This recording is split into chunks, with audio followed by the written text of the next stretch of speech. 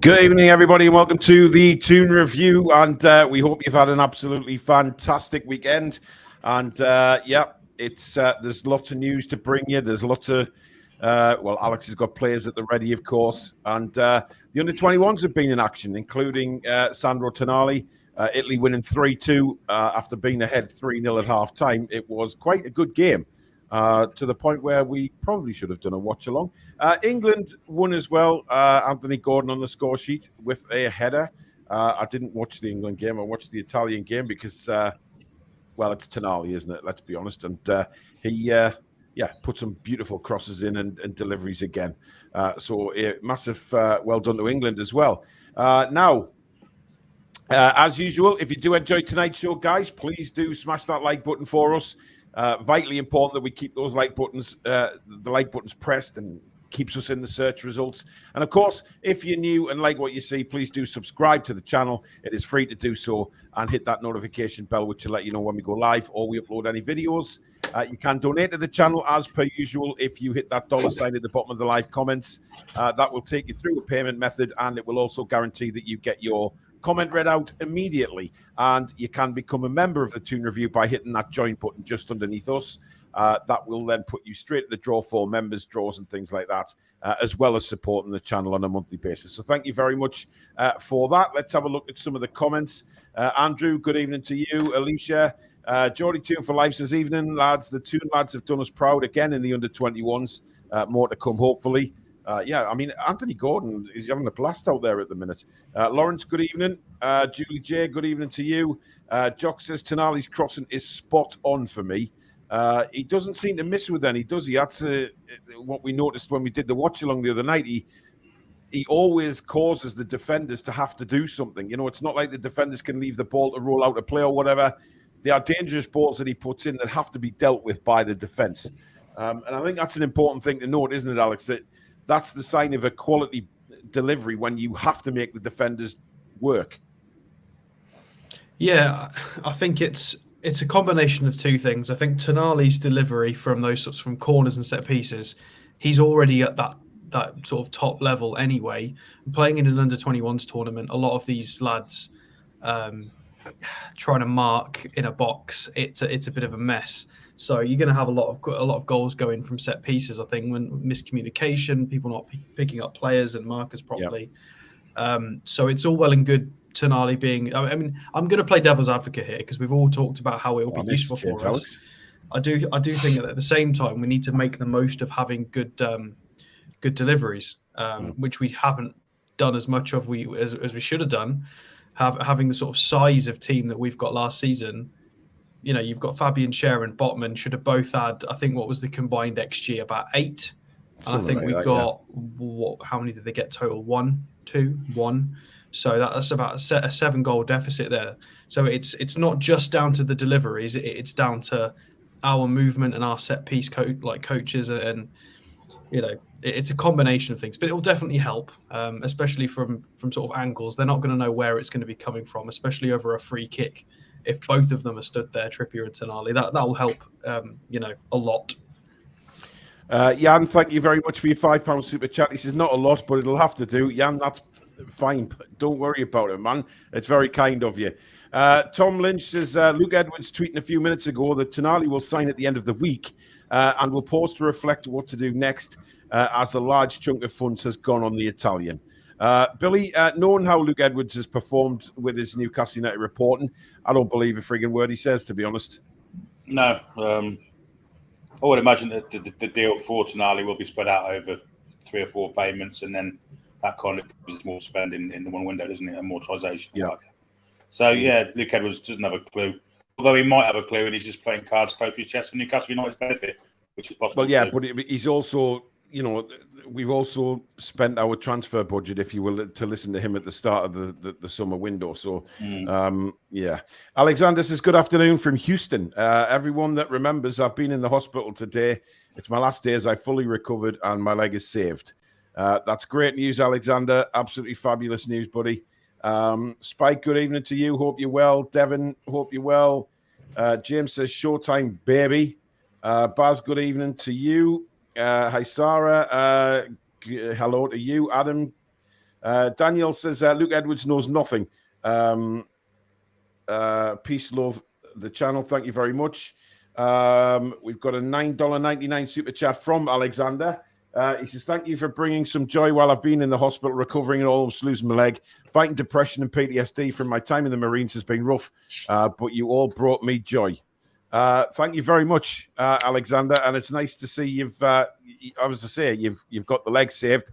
But do reach out to everybody. Don't sit there fighting depression on your own, mate, because I couldn't imagine what you've been through as a Marine anyway. But speak out, definitely.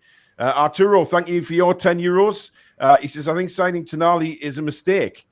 We should have gone for a more pure CDM like Brozovic or Lobotka. Are you smoking your funny backy again, Arturo? Because, I mean... I'm not sure we signed him as a DM. We've signed him as somebody who can do a bit of what we need in midfield, which is rotate. Yeah, I mean, Jack, he's going to be doing everything for us, isn't he? He's not just going to be sitting as a CDM because, like we discussed on previous shows, he's going to be alternating. What will happen is Bruno goes forward, Tonali sits back, Tonali goes forward, Bruno sits back. It seems like a perfect scenario, really. If Mike's off, Jack. Yeah, it's not like Tonali just sits back and just does his job. I mean, you've seen what he's been doing for Italy so far in the Euros. He sees a little gap in the box, he'll spread it to the wings and run into that space. So he can do the lot. Troubles defenders with his crosses, and it'll be like Alex said, he's for rotational purposes as well, just to give other players a go when Tonali needs resting or Bruno needs resting. He's just that sort of player, and he's an all-round midfielder. He's not just a CDM who just sits in there and does the defensive job. He can do everything. So yeah, I don't think we ever made a mistake signing Tonali. I think he's an absolutely wonderful sign, probably one of the best signs so far, and probably in the window. Yeah, definitely. Here, Hassara says, actually, I have a doubt, guys. Why are players like Bellingham and Saka not playing in the under-21s? Well, Bellingham's injured for a start, and Saka, I believe, had the opportunity, but decided against it. Look, he needs a rest as well. It's been a long season for Saka, so you can understand it in a way. But he's a full England international now. He doesn't necessarily have to go to the under-21s. Pedro says, good Sunday evening, you beautiful people. And Paul, thank you, mate. Only joking. Excellent work, guys. Come on, the boys. Paul Feeney, good evening to you. Good Sunday evening to KB in the Belfast. Kieran says, evening, Paul, Billy, Stanton, Jack, and all in the chat. John, good evening to you. Mr. Spoons is around. Good evening. Toon, Black and White Army, Tonali is magic, says Brabham. He is pure magic, and we can't wait. But having said that, Billy, Anthony Gordon's performing as well. I mean, he's looking good, isn't he? And I mean, he did say at the end of the season after the Chelsea game that he was going to go away with England in the summer and really work hard on himself and come back a better player for Newcastle. Yeah, it looks like he's performing really well for the England 21s. Unfortunately, I was watching a blonde perform on stage today, but it was Debbie Harry at Glastonbury and not Anthony Gordon in the under 21s. So I didn't see it slightly different. Yeah, they do slightly. Yeah, I think Debbie Harry's got a little less movement in it these days, but yeah, there you go. I mean, Gordon, like I say, assisting the first game goal today.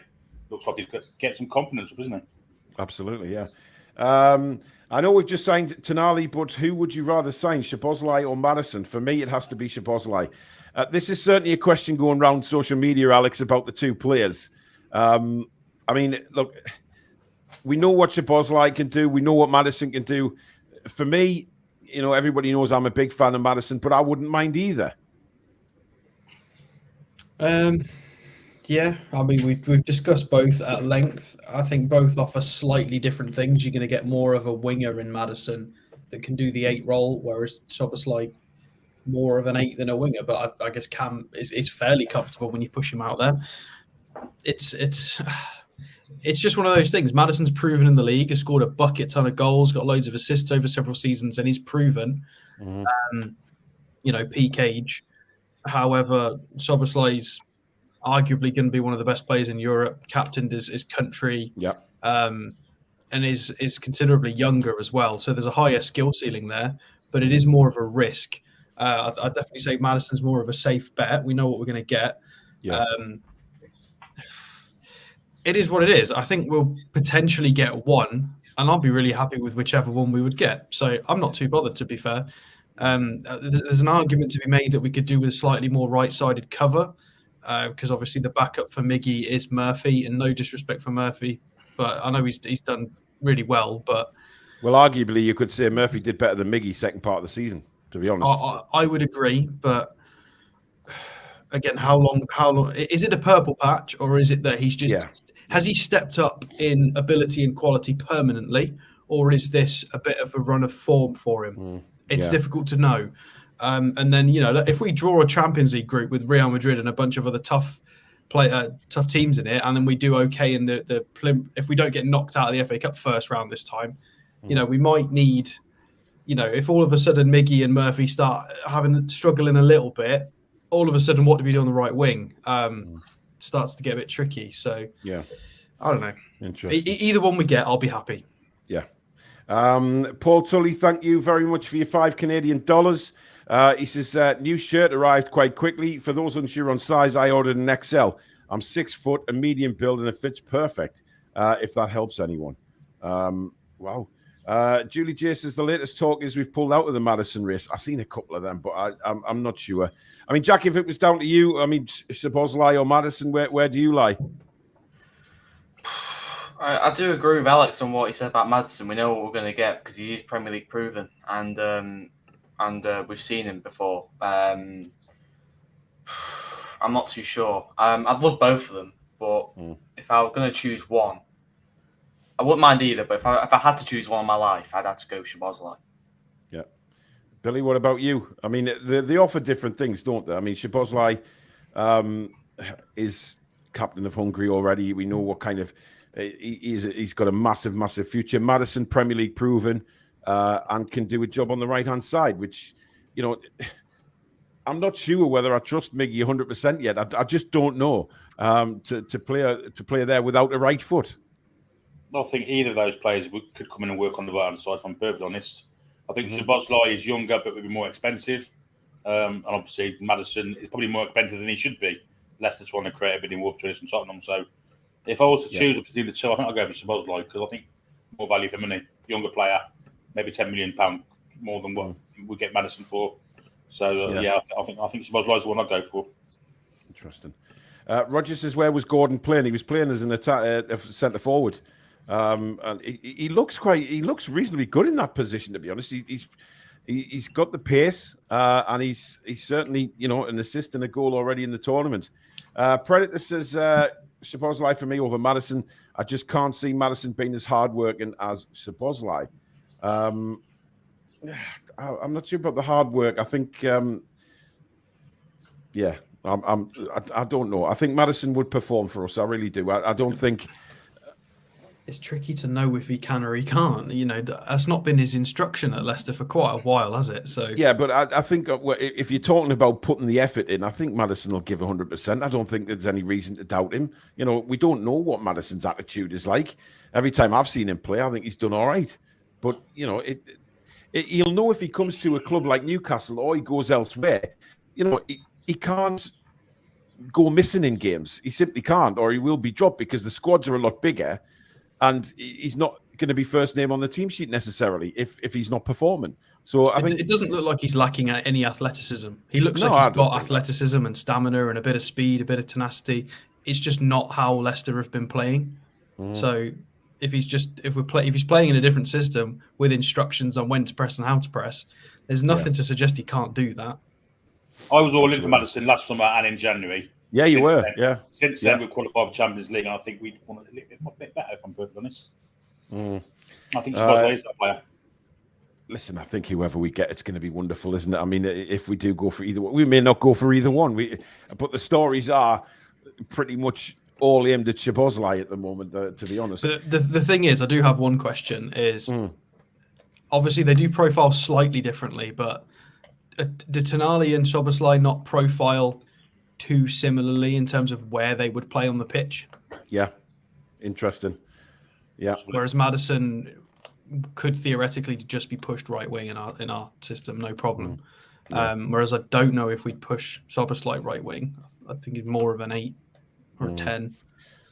But listen, Eddie could get the best out of him if he played him as goalkeeper. So, good evening, Mrs. Toon Review is in the house. Blakey says, if you believe Luke Edwards, you're in the minority. Geordie Lad says, I got a feeling that Tonali will sign when the season actually turns over. Well, there is rumours going around it's going to be the 1st of July. But look, you're going to get the people coming on social media again saying, what's happening with the signing? Why hasn't he signed? Look, all the inclinations are that it's done. It's just a question now of the normal proceedings. But you can understand, Billy. You know, he's out at a tournament at the moment. You know, he could, for all we know, the medical's done and everything like that. And obviously, they just wait until the tournament's finished, and then he can concentrate on getting the press and the well, I don't know, the whole thing done with the Newcastle shirt, etc. And then he can go on a holiday instead of pulling him out of the tournament at the minute, where he's fully focused on. The last thing the Italian 21 coach would want would be a distraction away from the tournament, and Tonali parading around in a Newcastle shirt, making his future sorted during the middle of a tournament. He always the vast majority of it, so we're led to believe. But while it's listed in that tournament, I don't think we'll get any official confirmation. Well, I mean, again, only time will tell. That UEFA site is class, as Andy had it on 2 devices to watch both games, and the Germans lost 2-1 as well. Yeah. Marno tweeted that thing, by the way, about Tonali, about the announcement. He said, no announcement this weekend or the beginning of next week for Tonali. The Newcastle deal due to some technical formalities. That's what he says. Yeah. Which is the same with every sign. There's always technical formalities to get through. But Billy makes a good point. The Italian coach is not going to want to rock the boat with his squad, with people disappearing to do signings and press and things like that, and things like that. It just won't happen. It just won't happen. It's not just that. What? Who's to say that Tonali gets this cruciate knee ligament injury next game, and we're stuck with a player that's out for the season? How's the thought? I know, but this is what the club will be thinking. Alexander says, now hold on, he's not right or wrong. I think adding someone else to provide support or depth, but Tonali signing isn't a mistake. We still need depth. We know we all need depth. It's one of the things that I think was everybody has said since the word go. Now, before we look at our first player tonight on the transfer show, I just want to talk about the stadium expansion, which is very interesting to say that it looks like, hopefully, fingers crossed, they can come to some arrangement with the Leazes thing, and the East Stand may get upgraded, because that if there's one stand that needs upgrading, it's the East Stand. I mean, what's your thoughts, Alex? I mean, originally I thought that was the one that we pretty much conceded that wasn't going to be improved. And now it looks like it's possibly the most likely to get improved. There's been all kinds of difficulties about grade listed buildings, about structural integrity and there being the underground bit. There's been a lot of issues. So I've seen a few drafts online of what it could look like. Some people posted some pictures of, I can't remember which club it was. It was a German club who had an expansion where they'd got some additional like little terrace bits. I'll have to go and look at where it was, and it looked okay. It wasn't terrible. We could definitely do with it though, 100%. And what's the rumor? An additional 10,000 ish, something like that. Well, they're talking. I think it was 62,000 capacity, Jack. I don't know whether you've read anything, but I think 62,000 was the. To yes, 10,000 additional. Well, yes, ish. Yeah, 62. But where they're going to come from, I think, obviously, I would expect that they're going to get in some very, very qualified people to look at this and design it and see where we can go without disrupting the Leazes Terrace. I mean, it's not an easy job. Let's be honest. They are listed buildings. it's the light that's the problem. It's daylight if a big stand's hanging over you that wasn't there before, and that's what they've got the issue with. But 62,000, Jack, do you think that'll make a huge difference, or do we still need to improve on that? Anything more, really. Now we're starting to get back into the big, the big times as when we were 10, 20 years ago. Now all these big stadiums you see in Champions League, and I hate to say it, but Old Trafford, they've got about 76,000 seats. They've got loads, and we've got 52,000. Don't be wrong, it's still loud as anything. It's ugly. It's disgusting. It's not a great place to sit. I mean, I went to it's very spread out. It's kind of like that. Yeah, but instead when of I was, the big sheer stadiums. I went to, I think it was Soccer Aid I went to a few years back, and I found the seats really squashed together. You didn't have much room at all. And I thought to myself, do you know what? That's why the capacity is so big, is because they're literally squeezing people in. It wasn't a comfortable place to sit. I've read up on the East Stand. I've read up on the East Stand expansion a bit more today, and apparently it said that we are looking to do that, but in way to get more daylight to the listed buildings behind. We're looking to get more windows into the stand as well to enjoy more sunlight through into the buildings. Yeah, through the back. I'm not sure. Through it's through the back, I think, and the roof as well. So it'll have to be. It's going to be really modern. I'd love if we could have, the biggest stand that we've got. If we kind of get that, almost like that bucket feeling, the Colosseum feeling that you get from the Bernabeu and stuff, where it's literally just or like some of the Brazilian stadiums that are just phenomenal. They're just breathtaking. Colosseum would. If there's one thing that East Stand does make it imbalanced. That's that whole ground, isn't it? It needs to be. It does. Yeah. Once that's built upon, we'll have a stadium to be proud of. I'm sure we will. We already do. It is. You're right. It is lopsided. When you're sitting there and you look at it, you look at the massive Milburn stand, the main stand, and then of course the Leazes and the Gallagher's quite the size. And then you look across to the East Stand and you think, wow, that's been there obviously since God knows what was it, the 80s, early 80s, and that's where the executive boxes used to be. Very, very old stand. Baz Carr says, Twitter in the nose drive me mad, although can't help but look. End of the day, Eddie will get what he thinks he needs, and then we will be sorted. Listen, Adam did a great video today. I don't know whether you guys have seen Adam's video, but he actually called out some of these weird YouTube channels that have just sprung out of nowhere, and they use AI speech instead of their own voice. And some of them that have been, the reports are absolutely hideous. Look, you're a sensible bunch out there. You know what to believe and what not to believe. There's people out there now becoming more than one person, it seems. So it's ridiculous. So look, think you can read what you want, obviously, but be careful what you read and believe, because there's so much crap out there. And we're not going to say nothing until Newcastle United announce. It's as simple as that. It's just stupidity. But there is good channels out there, guys. There is very good channels who will always bring you top quality content. Newcastle Fans TV. You've got the Magpie channel. You've got us. You've got Loaded. You've got many others out there who have been around a long time and know what they're talking about. These ones that just pop up and fill you, they just seem to pop up during transfer windows, then disappear into eternity. So just be careful, guys, what you read, because it's just, some of them Adam was putting up, I was thinking, Christ, has somebody actually, made that headline and thumbnail? And it's just terrible. Paul Gallant, good evening to you. Harp says, evening Toon Review. Hope you had a lovely weekend. What's all this with Tonali breaking down in tears, reported on Sky Sports now? No idea. Listen, can I just say about this Tonali signing? There's been a lot of stuff going on about Tonali, not wanting to go and breaking down and saying that he didn't want to leave Milan. Have you seen where all those reports have come from? AC Milan accounts. There's not one proper journalist reported that, not anybody.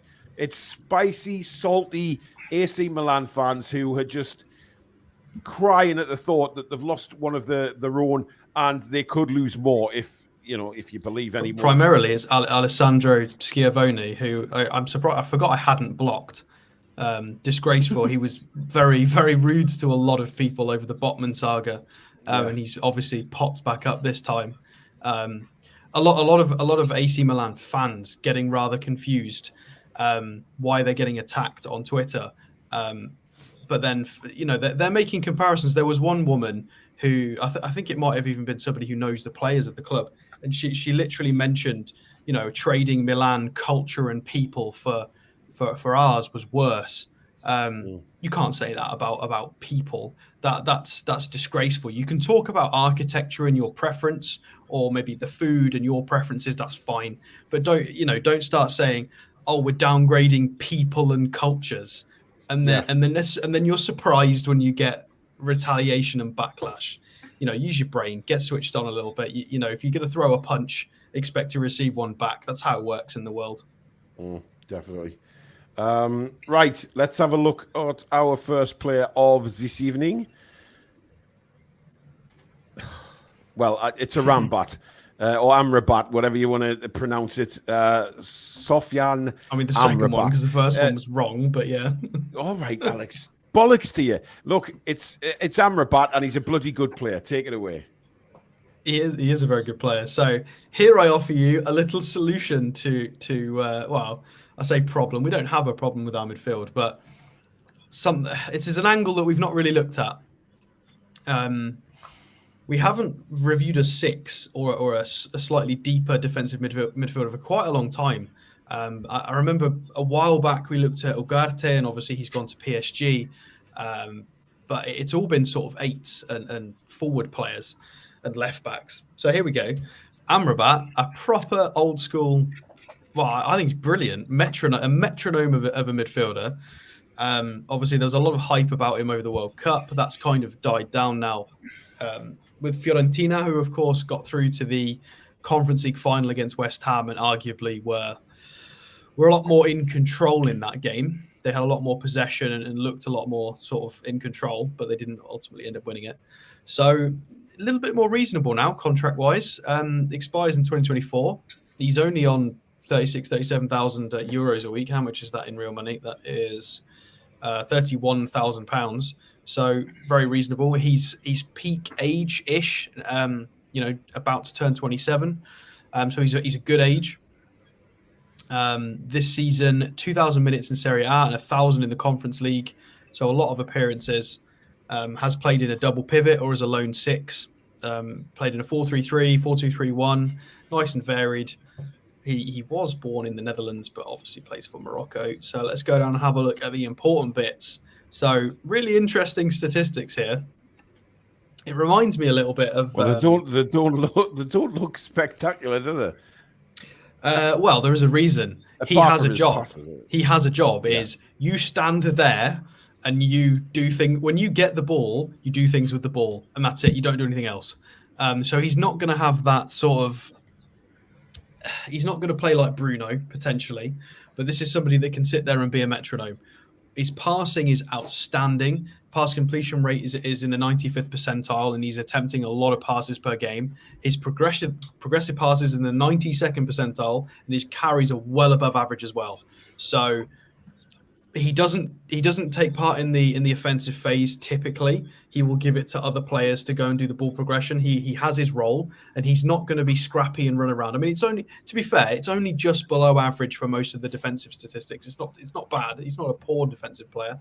He has a specific role, and it's reflected in the statistics. You sit there and be Mr. Metronome. You're not going to do much else. We're going to let other players do the other jobs. I hate the way you keep bringing the metronomes up, Alex. It's literally what he is. Yeah, I keep thinking of them things that run around the Metro Centre, and it's a bit weird. I mean, so for players that people might have seen in Europe this season, you've got Lobotka for Napoli, of course, won the Scudetto. You've got Koke in there for Atletico. You've got Jorginho. Everybody knows he's a brilliant passer. So let's have a look at we'll have a look at his career to date so far. Eredivisie, Belgium at Club Brugge, won a title with not very many minutes. And then went to Hellas Verona in Serie A, played a full season, 3,000 minutes for them, got a move to Fiorentina, and has been doing okay, to be fair. And then obviously played very, very well in the World Cup. So let's go and have a look at and show you why I'm kind of... I like this one because I don't think he'd be too expensive. I think he's very gettable, and I think he'd be a great addition to the squad in terms of a sort of a quality upgrade. Right, so let's go and have a look against... let's look at a slightly easier team for them, Sampdoria.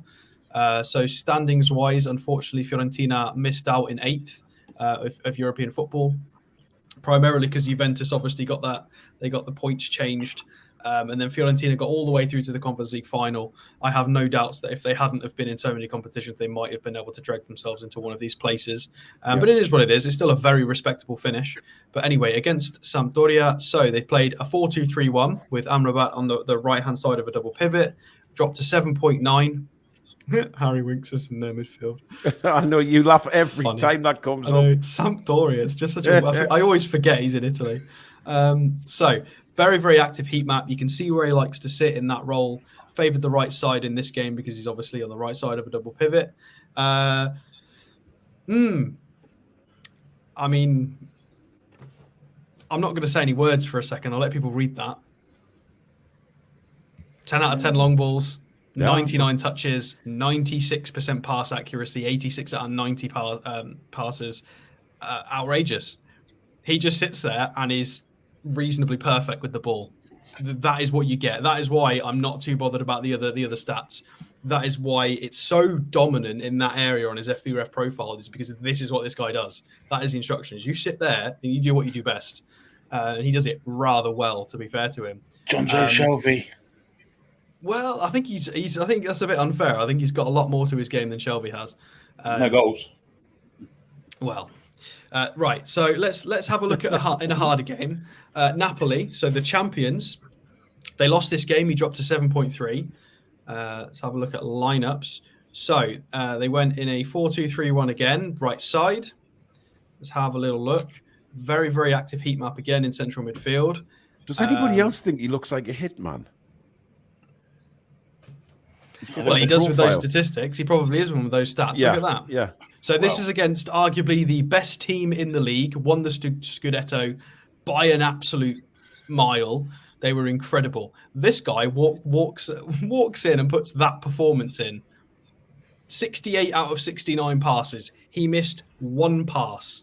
That I don't know if that's the cross that they're counting as a pass. It might be the only pass he missed was because it was a cross. 9 out of 9 long balls. So in the last 2 games I've just shown you, 2 games on the trot, he's attempted 19 long balls and completed all 19 of them. He's misplaced like a few passes. Like it's quite ridiculous, to be fair. I'm sure a lot of people will remember Amrabat from the World Cup as well. He was very, very good for Morocco. Apparently he's highly wanted by Faramir, saying that he's Atletico's #1 target this summer. Well, I'm not surprised. So against West Ham in the final, is this the final? Or is this a different... No, it's not. Let's get rid of these. So we need to go... lineups. So this is against West Ham in the final. They played a 4-3-3. Luka Jovic up front. Some people will remember him. So dropped to 6.9 in the final. Let's go and have a look at what his 6.9 included. Very, very active heat map. You can see he doesn't get too far up. There it is again. 99 touches, 91%. So this is an off day for him. Still above 90% pass accuracy. 9 out of 11 long balls. And he managed to shot as well, completed a dribble. Just very, very, very solid. Gave away 5 fouls though, so he was trying his best. 4 tackles. It was quite a heated game. It was a final at the end of the day. But right, we'll do one more just for the sake of argument. What was the other one I looked at? I think that was it actually. Let's have a look against Inter. Why not? Let's give him the ultimate litmus test and have a look at him in a final and against all the tough teams. So here he is on the left side of a 4-2-3-1 now. Even more, this is 3 different positions we've seen him in. 89% pass accuracy, a key pass, 5 out of 8 long balls. I think you get the drift. You get the drift. Yeah. This guy does all of the passing. He sits there and he is just an option for you. Transfer marked. the Italian team, the international team for Morocco. So 48 appearances, no goals, but still 48 appearances is enormous. Of course, they got through. What did they get through to? Was it the semi-finals in the World Cup? I think it was the semi-finals. They got really bloody far. So well done indeed for the semi-finals of a World Cup, and he was very important in that run indeed. So contract expires in 2024, so he will have a year left, but there is apparently an option for a further year. It doesn't say if that's an option from the club or the players' side, and if so, there could be sort of a situation where they're extending that on purpose to increase the market value. I'm not sure. It's not clear. However, I think he'd be gettable for quite a reasonable price. I don't think he'd be too expensive. And he's a good age. I think he's a very, very solid player. I really like Amrabat. I'd absolutely love, if I was in charge of anything, it's the sort of player I would bring in. I think he'd be a great buy. And this would take some pressure off Bruno as well. It'd mean we could swap formations. We'd have somebody who is a bit more of an out-and-out six. There could possibly be some question marks over maybe mobility defensively, but he's been putting it up in all the right competitions. He could. I mean, could you imagine him just sitting there, right? And then who do we play in front? Bruno, we've got Tonali, Bruno, Joe Linton, Willock, Longstaff. I mean, that midfield, Billy, would just be exceptional. I mean, what's your thoughts on Amrabat? I really enjoyed him in the World Cup, and I quite enjoyed him in the conference finals, to be honest. I think he's an excellent player. I think the mobility might be an issue, just sitting as a six defensively, but the passing ability is off the scale. And he's quite Shelby-like, actually. The passing ability and then lack of mobility, let's say. But a better version. But he wouldn't necessarily have to have the mobility. He's got players like we've just mentioned around him. He's 5 years younger as well. If he reads the game, especially if he reads the game, and he clearly does. We saw that from Morocco in the World Cup. Seemed to be everywhere the ball was. Yeah. Jack? Mic's off. God's sake. Unbelievable. I think like Billy said, he's very Shelby-like. Just sit there. I mean, Shelby can score goals, not just goals, amazing goals. But he just does sit there and just controls the game. Like, it's almost like you're pulling the strings, give him the ball, and the amount of long balls he are successful in his game are just ridiculous. And he's considerably more accurate than Shelby. Yeah. I loved Shelby, but I feel like it's almost unfair to make that comparison. I feel like everything I've just shown you, 95, 90% constantly. I think he's he's what we wished Shelby was going to be. Yeah. But Shelby never took that next step. I think well, let's be honest. There. If we went for Amrabat, he wouldn't be brought in for goals, would he? He'd be brought in to prevent them. Oh, yeah. So that's the main thing. 6iX Gear TV, thank you for your $4.99 super chat. Keep up the great work, lads. Your analytics are really top form and improving a lot. You all do this club a great service. Thank you. How are the lads? Thank you very Before much. we disappear off him, can I just mention that he was linked by Italian sources. So normally it's a bit more... I don't know if the word reliable is appropriate, but it's normally a bit more believable if it's them that's sort of doing the publications about transfers. It's not just come from like the Sun from us. It's come from over there. Billy? No, the Sun. Just mentioned the Sun as a reliable source. He's mocking it quite rightly too. If they told me it was rain, I'd go look outside the window and check. Yeah. Neil says no reason as to why the houses couldn't be incorporated into the stand, as it's only the facades that are listed, and certain decorative appointments inside turn them into hospitality. What, like a posh Luton? Yeah, posh Luton. Yeah. You're not allowed to hang your washing out outside though during match days. It's gonna look like the outside of a Fulham ground as well. Yeah. That's why it's going to take someone very, very clever to whatever architect they bring in has got a hell of a job on his hands. Emrah says Amrabat looks real good. How much would he cost us? I'm thinking probably about 30 million, Alex. I mean, 25 to 30 million, would you say? I don't think I'd go above 30 for him. I mean, he's valued at 30 on Transfermarkt. Yeah. I'd probably say he's worth more than that, but it's the fact that his contract expires in 24 is quite helpful. And I think if he was going to get a big move, it should have been in January after the World Cup. I'm surprised he didn't. He stayed at Fiorentina because obviously his name came up everywhere. Everybody wanted Amrabat, and then it just kind of everybody's forgotten he exists. He's still really good. Yeah, perhaps like European competition, Alex, being cup tied from Europe and still progressing in the conference made him stay there. Yeah, potentially. But again, so who was it? They said Atletico. That's the but I just noticed on your stats there that he was highly linked to Bayern. Yeah, I forgot to show that. Yeah, so current rumours: Bayern Munich 21%.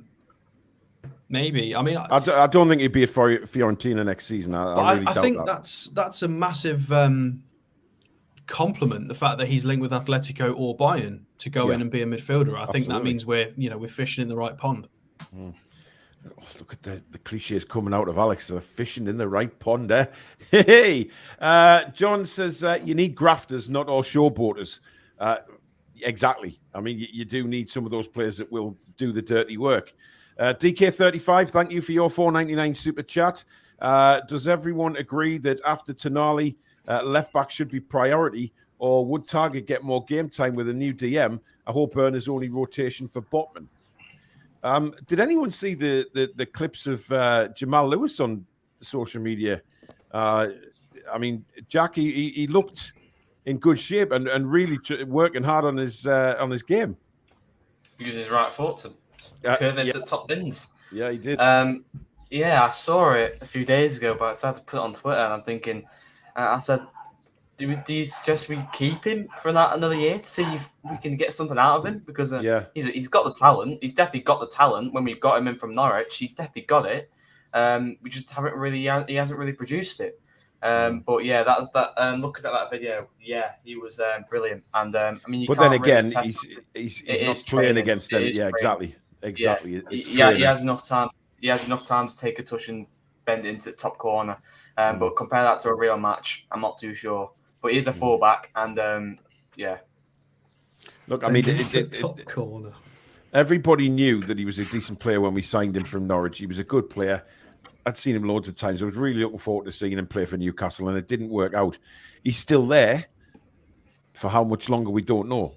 Does Eddie take another look at him in pre-season and think, look, is there a left back there? Is he somebody that can, step up to the level that we need him to be? I'm not so sure we can. To be honest, injuries haven't helped him, have they? No, they haven't. To win the games. I mean, he got injured at Anfield, looking really good at the game he got injured at. I was there. Yeah, he managed to mark Ronaldo out the game for Northern Ireland against Portugal not too long ago. Yeah, but this pre-season, if we're willing to keep him just a little longer, this pre-season is a big opportunity, not just for Lewis, for other players to maybe like the likes of QL to grab his chance to show to Eddie Howe what he can do and why he doesn't deserve to be dropped out of the club or released. This is Lewis's chance to now grab it. We've got a lot of games this pre-season.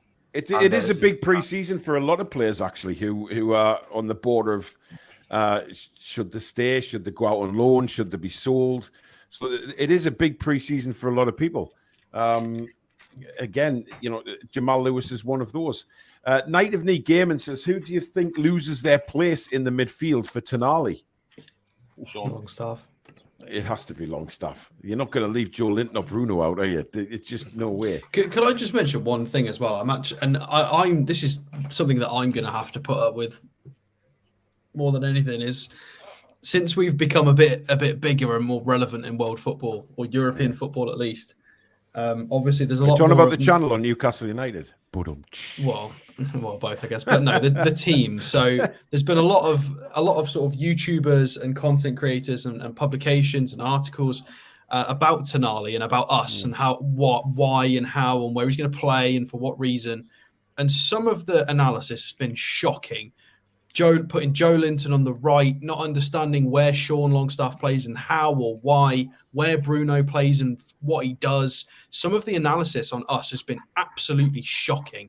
And it's been from some very high profile YouTube channels, sort of that do national things. They operate and talk about all the clubs. And then there's just some professional journalists as well. Some people need to actually learn. It's disgraceful. Like go and do some research. This is why before I do a transfer show or before we do anything, I go and look at it And mid-show, if we're reviewing a player that I've not really had a chance to look at, I will say I've not seen this player yet, because it's not good enough. It's not good enough. If I'm going to have a few hundred of you here listening to me talk about a player, I'm not going to bullshit you and say this player can do this or can't do this. This, the whole point is that we're trying to give information and help and have a nice chat and learn as a fan base. But some of these, just be careful what you're reading, because a lot of it's been nonsense, and I think there's going to be more and more and more of it the more popular we get. A lot of people don't understand our team or how we play at all. And some people seem to have their own scouts these days. Arturo, thank you for your €2 super chat. He says, I'd have a midfield with Tonali, Lobotka, and Bruno. Tom Lynch says, I hate the sun. Is that the actual thing in the sky, Tom, or is that the paper? I'm thinking more so the paper. Stu, well, I've just filled up the Escort with petrol, and unfortunately she died. There you go. There's one from Stu tonight. Oh, dear me. Anyway, let's look at Fox. He says around about 30 million is a reasonable price. Does a lot of good things defensively. Can be pretty sloppy on the ball at times, but I like him. The problem is this not another... Oh, who's the name I'm thinking of here? He showed up a couple of times on the stats, Alex, when you were looking at players. He used to play for us on loan. What the hell is his name? Oh, Bentaleb. Bentaleb. Is this not another Bentaleb? No, not at all. Not at all. Okay. I know they're North African, but no. Yeah, not at all the same. Just a thought. 6iX Gear TV. Thank you for another $4.99. He says, I thought this the other day. Our player's physique looks really great. Joe Linton to Anthony Gordon. I'm not sure what they are eating. More peas pudding. Well, Anthony Gordon, one thing I did notice, Jack, and I don't know whether you noticed this when you seen him play. I seen the goal today, and I thought he looks like he's bulking up a bit. I really looked at him. He didn't look like this little sort of twig running around. He had a bit of. He did say he was going to work on strengthening, didn't he? He did. He said I was going to get more fit. I was going to get more prepared. I'm not that fit. I'm not that ready to compete with the squad. So I'm going to go away with the under-21s and really focus on myself and really go for it. And fair to say, he's really going for it. And I saw him today. Look sharp. Looks as sharp as a knife. He was sharp. He was absolutely brilliant. And he was really... It was a breathtaking display from Gordon, and deservedly got his goal. Little sharp as a knife. I mean, you know what? I mean, some knives can be blunt, Jack. Sharp as a fishing hook. Kitchen. Oh, well, okay. Joe Linton's blunt, blunt like a big axe. He just doesn't matter. Doesn't need to be sharp. Just battering rams through you anyway. Sort of meathead. Jay Devlin says, I like Lewis, unlike many others, but I still don't see a top-level left back there. I mean, you guys remember back to the... was it Everton away where he was outstanding? But that was the game where Graham Jones just sort of, well, he was brilliant at Anfield, and I was gutted when he went off injured, because when he went off was actually the time that Liverpool sort of came at us. Even though I still haven't forgiven Mike Dean for that ridiculous goal when Cher was down injured and getting in the way of the long shot. All sorts of stuff went on that game. Yeah. Wasn't it Hayden? Yeah, was it Hayden down injured? Two down head injuries. Oh, yeah, 2 down. Hayden and Cher, I think. I mean, it's very unlike Fabian Cher to go down with a head injury, isn't it? Jamal Lewis, I think the issue is now, I think he's missed the boat a little bit. I don't think we've got time to develop him now, because we've already reached the Champions League. We're there now. I feel like if he hadn't have got injured back then, I think there was a good enough player there to develop and give minutes to and try and improve. Yeah. And then he might have been up, but we'll never know now, but he may have been able to get to this level and be useful in this current setup, but we'll never know. And I don't think we've got enough time to mess about developing him from this point now. I think, unfortunately, he's missed the boat. I don't know if anybody else feels any different. That's just kind of how I see it. I mean, how old is he now? 25 years of age. 25 years of age. Yeah, it's a good point. He's still got time, but I think his confidence is gone. Since that injury. I blame Steve Bruce. I blame Steve Bruce. There's only one person I blame for what's happened to Jamal Lewis, and that's Steve Bruce. There is no doubt in my mind. He's still got time. What do we do with him? Well, I don't know if it'd be for us or not, but I think he's still got time as a football. I think he could go somewhere else and do a job, definitely. And I would, we'd wish him well, absolutely. He's done nothing wrong for us. I just think he was bruised, completely bruised, and he hasn't recovered. Sean Longstaff, he was completely bruised, but he's recovered. He's had a lot of minutes though. Like Murphy and Longstaff have been given a lot of opportunity to learn, play, and grow. Lewis unfortunately has missed that. When he hasn't been, it's been absolutely shocking, ain't it? With Lewis, he needs games, 3 or 4 games, and he's usually a bit better. But I don't think you can give him that time, like you say. Well, Jano's saying he's injured again. He's not joined up with Ireland. So, joking. God. George his ribs when he sneezes. Yeah. After 20-odd years working in the council's conservation team, can I point out that when a building is listed, the whole building is covered by the listing? Sorry for the caps mods. And he's put his little intellectual emoji in there. Thanks, George. Look, it's a confusing situation. It has been for many a year now. Callum says he might just stay for squad depth. Having 3 left backs might be important considering squad fatigue. I just don't think it's going to work for him, says Jay. Yeah, I agree with that. But Craig says Liverpool were actually rumoured to have bid for Lewis before we put a higher bid in. There's a player there, yet, like you say, far too many injuries that's hampered his development, and a manager who was absolutely plumb bloody useless. So, yeah. Right, next player on the list. Now, I don't know who these are, so I don't know whether I'm going to be able to pronounce them. I did have a feeling that Alex was deliberately looking through the names and thinking, let's put a few names up that are going to, make Paul look stupid. Let's have a look. It's Anthony Robinson. There you go. So I think I can definitely say there. Right. Go for it, Alex. Yeah. I don't know. So he's born in Milton Keynes, but he's American. Well, if you were born in Milton Keynes, you'd want to be American, wouldn't you? You wouldn't want to say you're from Milton Keynes. Has Milton Keynes been a city that long? He's born in Milton Keynes, but he's nearly 26. Let's be fair. When was Milton Keynes built? Mid-70s, I think. It has been around longer than that. I was going to say it's just walls, isn't it? I mean, it's not that bad. I live quite close to Milton Keynes. It is just lots of crossroads and funny roundabouts, but it's not. Yeah, terrible. but you speak to people who are around that area. Oh, where did you used to live? And they'll always say, "We used to live in Milton Keynes. We used to live in Milton Keynes." Hence, used to. Anyway, carry on, Alex. Good evening, Milton Keynes. Anthony Robinson. No? Question mark. He's quick. I feel like this that was a very quick sum up of Anthony Robinson. Thank you for that, Alex. Right. He's a good left back. I'd say he's a lot more of kind of... I mean, he reminds me of the old way Jamal Lewis used to play, to be fair, before he got ribboned. Kind of slender, athletic, gets up and down the wing, not super decent offensively. He's at a good age. He's a couple of months off 26 years old, so peak physical condition. He is a left-footed left back, which we like. We do, we don't want any of this right-footed left back nonsense, unless we're going to mold our whole system on it.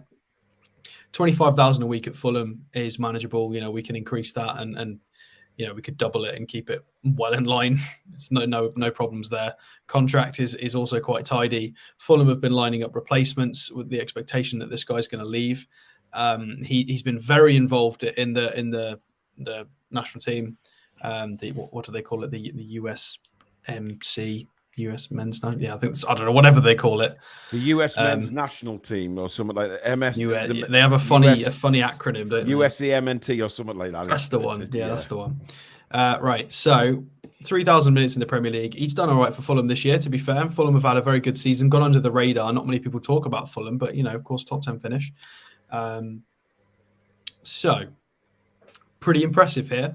Progressive carries is really, really tidy. So yeah. It's kind of what I was saying before. It reminds me of an old school Jamal Lewis. Really good at carrying the ball up and down the wing. Fairly good statistically in terms of interceptions, profiling extremely well. Tackles slightly below average, but everything down here is profiling well above average.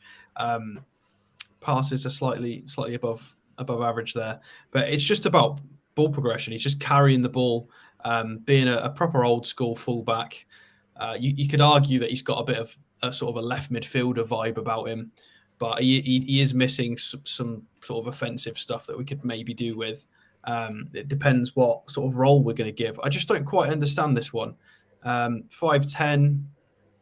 I feel like if we're going to go in this direction, we'd go in a different direction.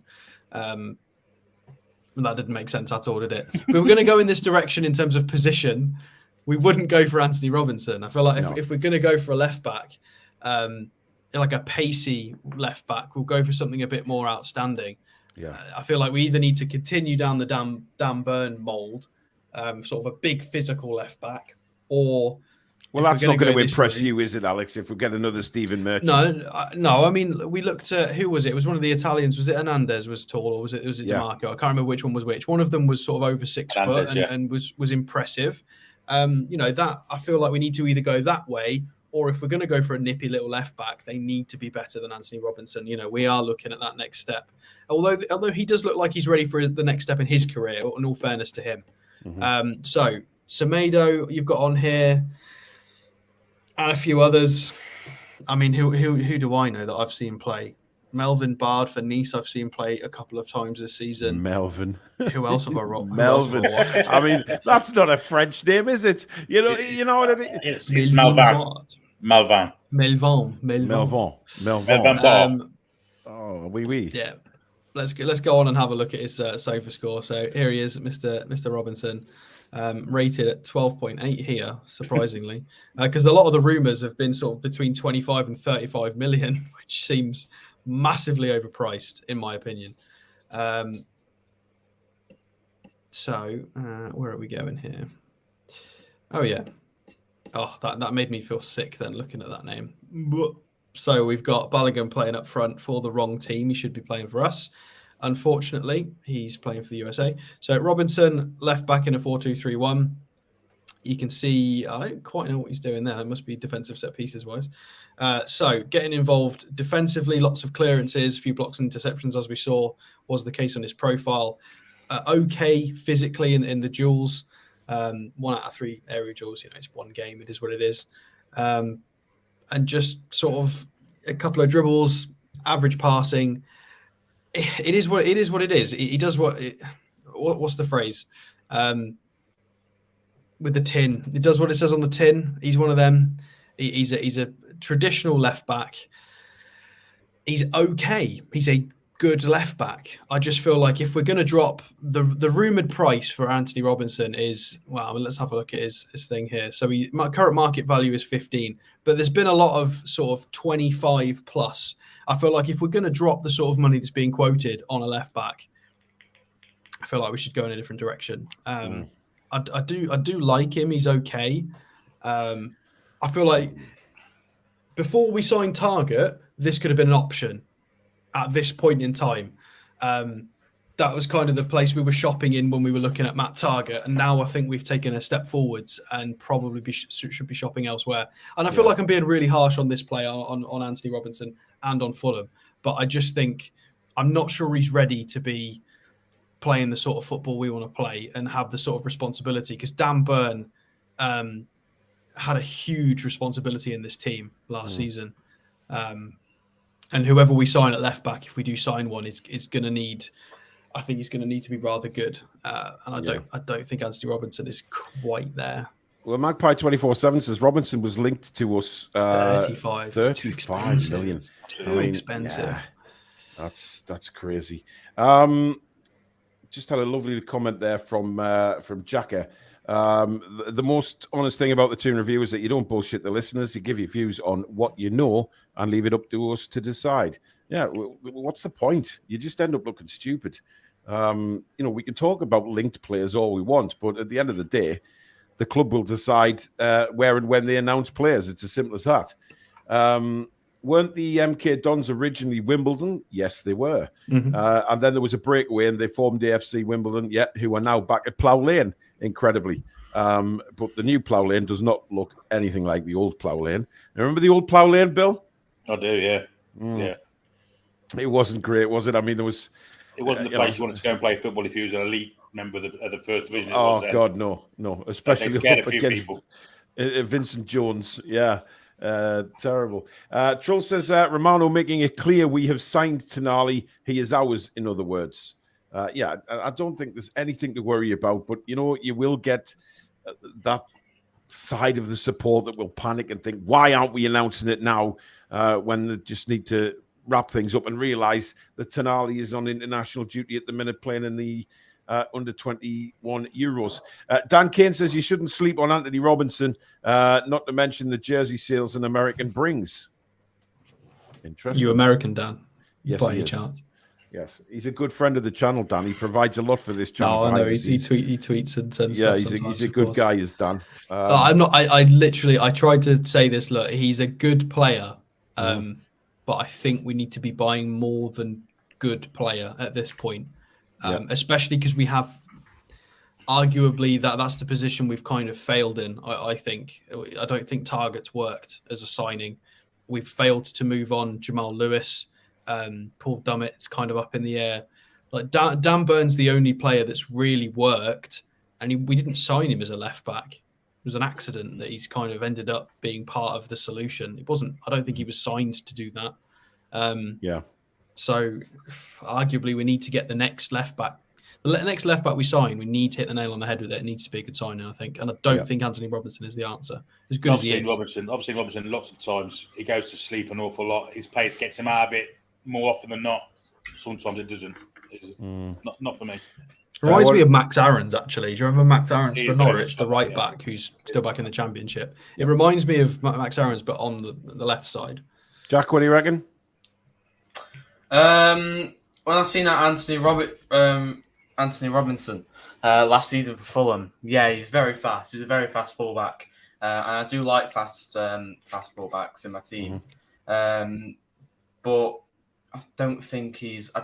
Do I think he's 30 million worth? No. He is not worth that much money. I love the way when Jack.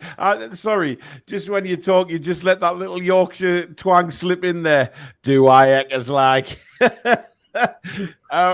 Go on, sorry. Yeah, worth sixpence. Left back shows to be able to defend properly. Aye, lad. But I wouldn't prefer Anthony Robinson. I still think he's a good fullback, but I would rather go for the likes of Teo Hernandez, even if they cost more money. But I still rather go for a world-class left back who can just because we are in the Champions League. And do I trust Anthony Robinson in the Champions League? No, just my personal preference. But I still think he's a good fullback. I just think there's better. It's the price. It's 35. Like, if you're going to pay 35, it's not much more you're paying for elite level fullbacks. Yeah, 40 to 45 is going to get you an elite level fullback. Yeah. If we're going to drop 35, you might as well drop 40 or 45 and get somebody at the top level. I just don't think we're going to do that. It's interesting in the chat because there is a few saying that they would go for him. Lee Francis says a Roberto Carlos type left back would do. Not much then. Typhoon, good evening to you. From Theo Hernandez to Anthony Robinson. Pages and Paul says, I'm in the USA, would not be buying a Robinson jersey. Dan then goes on to say, I bet if he was Italian, not American, you would want him more. Oh, come on. Well, I wouldn't, because we've just reviewed 2 Italian fullbacks, and I prefer both of them. Yeah. One was True. Foxy says Robinson was close to signing with AC Milan back in 2020, but failed a medical. Something to do with his heart. Good to see him have a good career with Fulham since. Wow. It's incredible what these medicals can pick up. So hopefully he's gone on to get that sorted, whatever the problem was. I would have thought, if an issue came up like his heart in a medical, he would have gone and got that sorted pretty quickly. I'd have thought lack of heart wouldn't be so important in Italy. And we're off the air in Italy. Dan says, Alex, I've seen him play a ton. He's unflappable. We've seen him too. He is. It's a great trait to have, but we also need other traits. Like, it's one of those where I just don't feel like we can compromise in left back. In midfield, because of how much quality we've got now, I feel like we could make an average signing in midfield. I feel like we could take a risk on a shorter term contract on somebody that's going to provide a bit of cover and quality. It's maybe not a long term solution. I don't think we can do that with left back. I said this a few minutes ago. I think what if we sign a left back, we've got to hit the nail on the head. It's got to be the correct signing. Whereas there's more leeway in midfield, but not. I just don't think we should sign somebody like that. One might argue that he's not even an upgrade on Dan Burn. I mean, that's a fair point. Well, is he? I don't think he is. There you go. If we're Very being different awfully players, but the level Absolutely. arguably very similar. Yeah. Another 199 from Gear TV says Jetro Willems. All I'll say. Good player. Jetro. Bit old now. Yeah, we loved him. Jace, thank you for your £2 super chat. He says, have the Tierney links died down? Well and truly, I haven't seen any. I haven't seen any for a while now on him, to be honest. 2 seconds. Emerald says it's funny how the in the know didn't know Tonali deal was coming. No BS on here. Well, that's because they're not in the know. It's as simple as that. They're just not. Alexander says, I mean, those good players can be great under Howe. Let us remember how average we looked under Bruce. I think Eddie Howe will bring the best out of a player. Yano says, I like Anthony Robinson a lot. He was linked with us when he moved to Fulham for around 1.5 million. I think we missed the boat. Still way better than Dummett and Target. Oh, wow. Okay. Yeah, look, there is some support for him out there, you have to say. Paul Tully says, Jack speaks like a 70-year-old. That's because he's from Yorkshire. And tend to talk like that. Look sound dead ill. Sean says we've got over 1,100 watching and only 300 likes. Come on, guys. Come on, just take a second out now to hit the thumbs up button for us, please. You can do another defender if you like the show. Come on, guys. Let's just hit that button. Paul says people have quickly forgot Target and how good he played last season when he joined. This season, he didn't get a chance, sadly. Look, you've got to go on. Yeah, but the thing is, you've got to trust Eddie Howe in that. There's a reason why Matt Target didn't get in the side. You have to trust the manager on that basis, surely, Jack. Yeah. Target, I mean, injuries really cost him last season. When he got that injury in there, he got let out for he was out for quite a while. But Dan Burn, I mean, the thing is with Eddie Howe, like we say, he doesn't like to change his back four. He doesn't like to change it. He always likes to keep his back four consistent. And even if he didn't try to keep his back four consistent, the way that back four was performing that whole season, it was going to be a big struggle for anyone to get into that side. Target, unlucky. I mean, I was so happy when we signed him on a permanent. But you have to understand, Eddie Howe likes to keep his back four consistent, and Dan Burn was performing brilliantly. You just got to listen to it, manager, and just keep playing your football until your time comes. Top manager. Leave him alone. Anyway, Tom says, remember the story about Sandro Pistone at the Christmas party? His present from the other players was a sheep's heart. I remember that. He soon left, didn't he? Yeah, Rich says, stop dissing Milton Keynes. I just moved back there after 25 years living in Dorset, and it's paradise city, okay? It's crap, but I have to stay sane. Yes, Rich, I know. You told me you were moving back there, matey. It's tongue-in-cheek. I played ice hockey a few times at Milton Keynes. But is it somewhere I'd like to live? No, but some people do. And Rich, it's your very own paradise. Tangy says, I'm all for buying players we need and who are going to perform rather than signing them because they sell shirts. Castore can't even keep up with the current demand anyway. Correct. That's a very good point. A very good point. Can you imagine the demand for overseas shirts? Castore will have to ship out everywhere. Never mind. Ian McKenna says, while it's fun to chat about links, the truth, as evidenced by the last 3 windows, is we will be linked with around 170 players, and none of them will be who we actually sign. Yes, but Ian, that's the beauty of doing this, isn't it? Talking about prospective signings and where we are now to the signings we were looking at just a couple of years ago. That's why people enjoy these transfer shows. They like looking at the stats. They like looking at what they could maybe bring to the team should they sign. But are the majority of them going to sign? Absolutely not. They're just links. We do typically get it right in terms of we normally review who signs. I think the only one who hasn't was Bruno. We didn't review yeah. Bruno. That came out of nowhere. But I think the majority of the other first team signings we've done lots of reviews on. So people kind of knew, especially if a player plays in a foreign league and you don't know much about them, it's useful for people to kind of learn about it.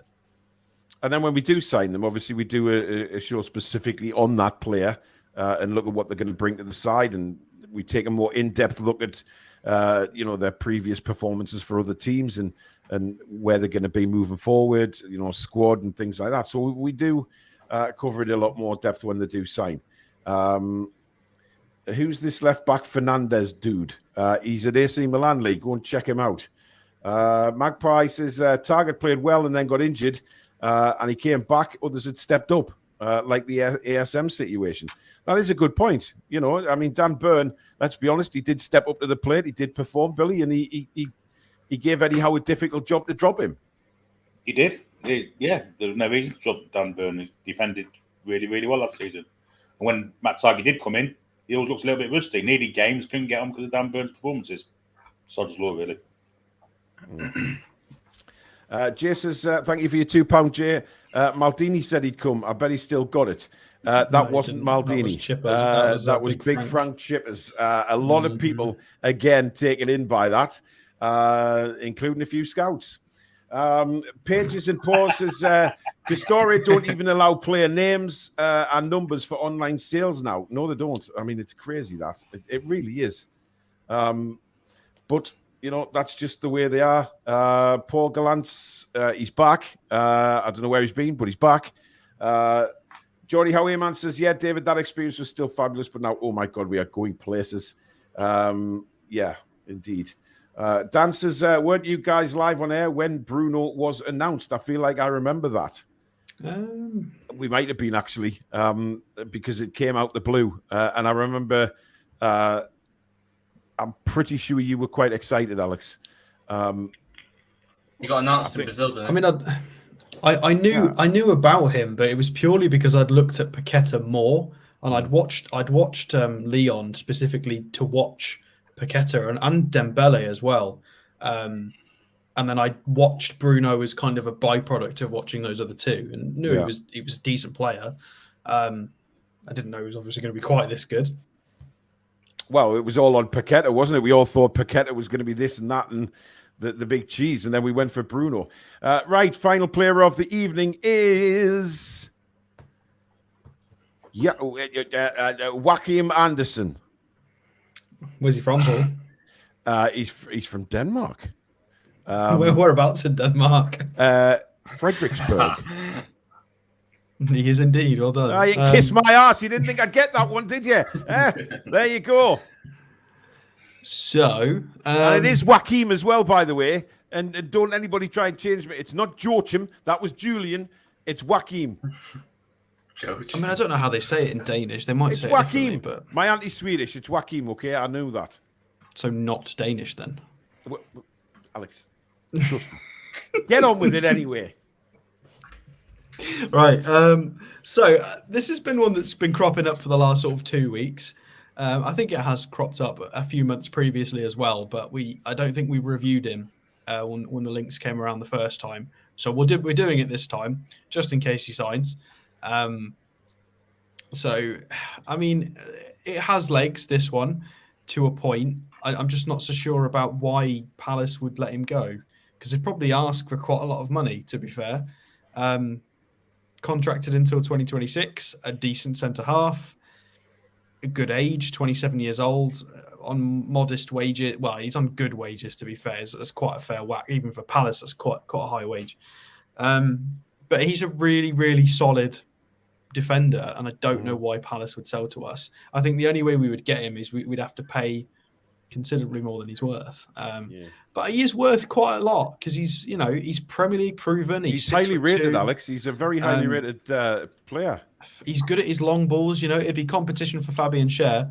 So 2,700, nearly 2,800 minutes in the Premier League for Crystal Palace. Let's scroll down and have a little look at how he profiles. A centre half at a mid-table.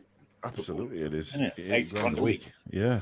But he is a good player. You can see here. So Tosin Adarabioyo, however we're saying his name, is a player that we all of the stat people love. Everybody loves.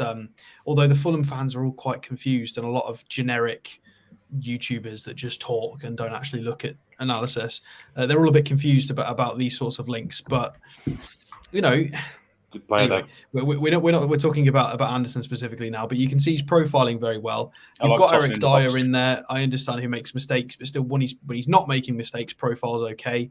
Tarkowski's in there, who is a tidy player. You've got Ruben Diaz in there as well from Man City. So Ginter's in there, who we've been linked with before, the one who went on a free transfer to Freiburg, which I thought was a rather strange transfer. I thought he was going to end up in the Premier League. So high volume of passes attempted, low completion rate because he is a long ball guy. I will show you this in a second. Clearances and aerial duels one is extremely high. Touches in the attacking penalty area is also quite high. Profile is a little bit like Fabian Schär, to be fair. I think it'd be good competition for him. What we can do now is look on the complete scouting report to kind of back up the long ball claim. So let's scroll down to his passing statistics. There we go. So passes completed long ball 9 in the 97th percentile, and passes attempted long balls 17.28 in the 99th percentile.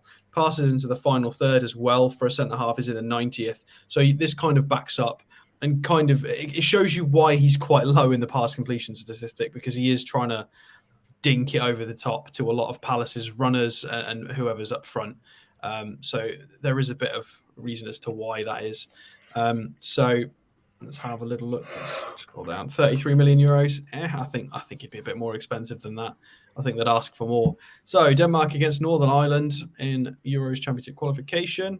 So next to Simon Kjaer in centre half with Marla next to him. This is still a really tidy Denmark side, to be fair. Although I've got it the wrong way around. Why is he not there? Why is Christensen there? He's played right back for Denmark in this game. Okay, very interesting. Let's have a little look. That's quite impressive. I know, who is he up against? Huber and Kieran Brown. No idea who they are. So he's done quite well in this game. 4 tackles, 6 out of 8 ground duels, 5 out of 9 aerial duels. He's been involved an awful lot. 115 touches. What's his heat map like? Yeah, rather hot. He's done a lot of work in that game. Let's look at a Premier League game. Might give us a bit more. So there we go. We can see him on the right side. This is where he's typically going to play. Of course, we know Mark Guay. He's rated very highly. Got given a chance by Southgate again last week. I thought he did very, very well for England, actually. So let's have a look at the Premier League game against Forest. Very, very impressive heat map again. 2 clearances, 1 dribble past. He's won 4 out of 5 of his aerial duels, which is rather nice. Again, he's tasked 108 touches and an enormous volume of passing in this game. 6 out of 12 long balls with a key pass. I think this would be a player who would come in and challenge Fabian Schär at exactly what Fabian Schär does best, and would add a lot of depth to our team. I just think he's going to be a bit expensive. 22 caps for Denmark, which is obviously very impressive.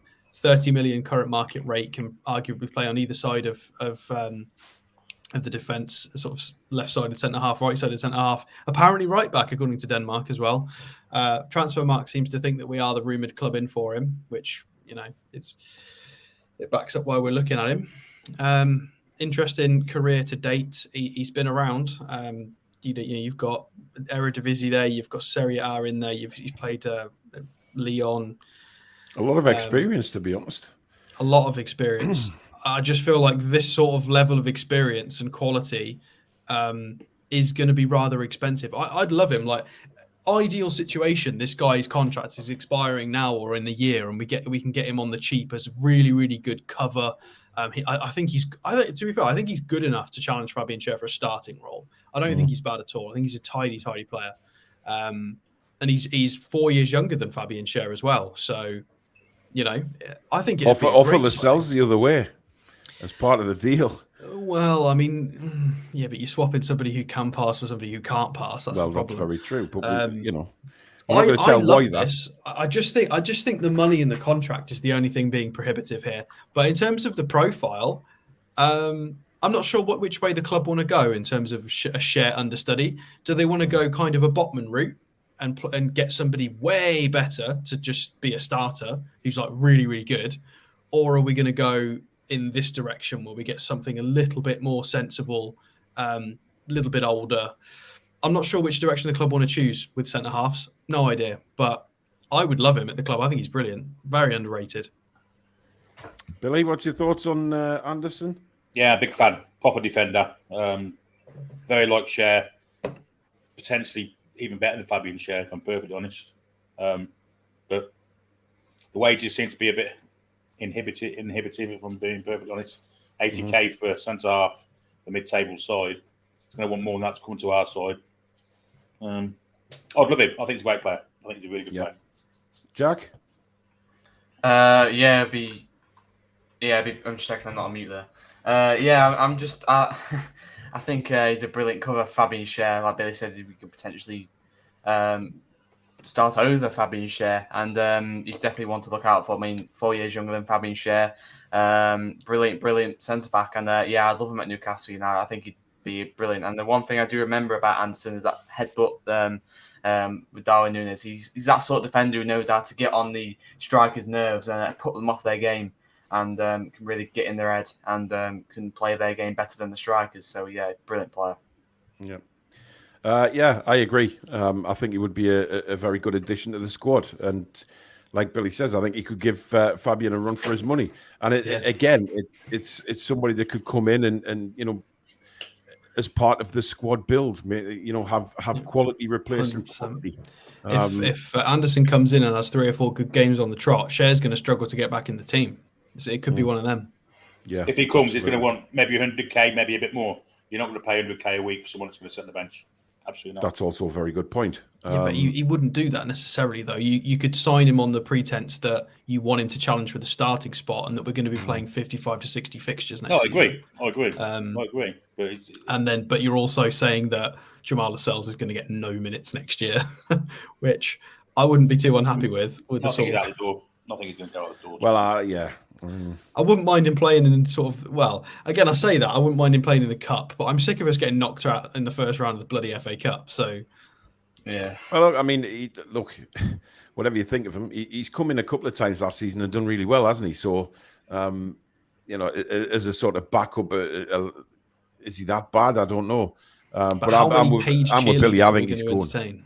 Yeah. Because Richie, to be fair, there's been 3 or 4 players come out and said that Matt Ritchie's great behind the scenes, which is lovely. But how many paid cheerleaders can we have in one team? Like, they're expensive. Well, yeah. I mean, how many times was he booked last season on the sidelines? Incredible.